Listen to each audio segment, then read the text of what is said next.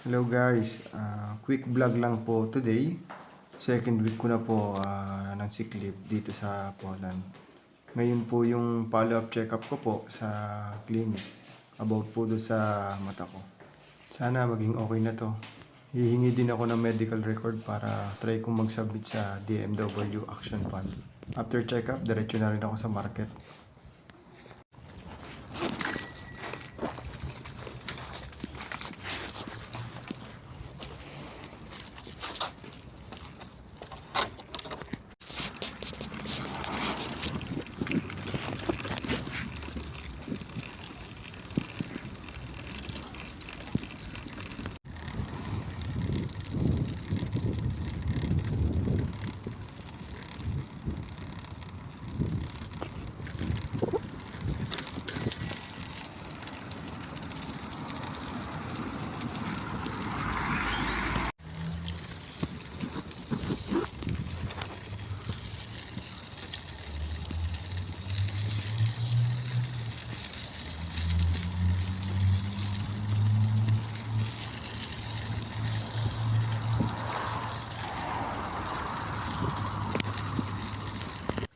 Dito na nga pala ako sa clinic.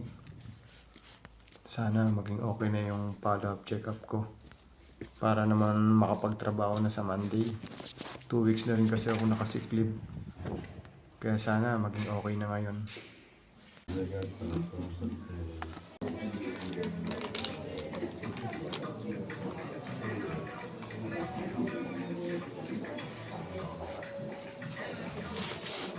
Numer GA11, gabinet numer 119. Tapos na tayo sa follow-up check-up natin. Binigyan tayo ng bagong reseta. Sa Monday, pwede na ulit tayo mag-work. Kaso, yun nga, meron tayong scars sa mata. Gusto ko pinagtanggal ng metal doon sa cornea.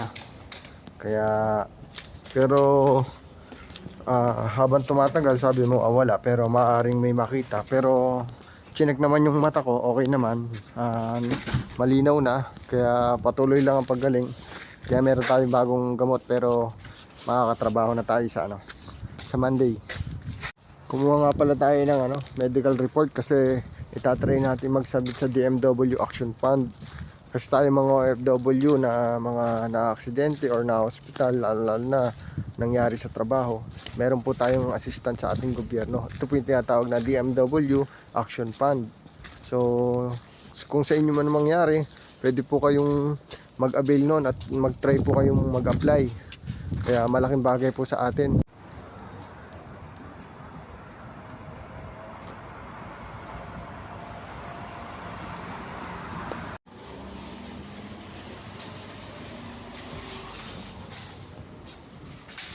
After check-up, dumaretso na tayo dito sa market sa Maylidel.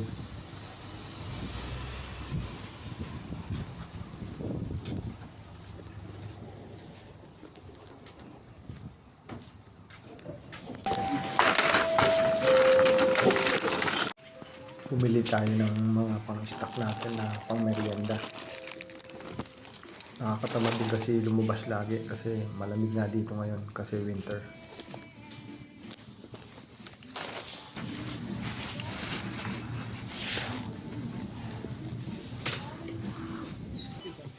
Yun lang naman ang binili natin. Grapes lang, orange, tsaka 5 pirasong biscuit para masarap sa pagkakape.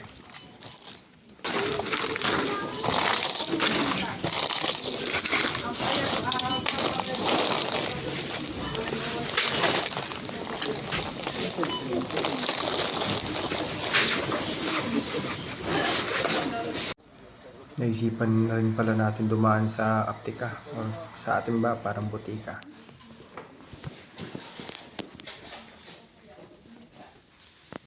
Dumaan na rin tayo sa Aptika or kumbaga sa ating butika para bumili ng panibagong reseta sa atin para sa ating mata. Medyo mabigat na rin sa bulsa yung mga binili nating mga gamot. Kaya sana maging okay na rin talaga.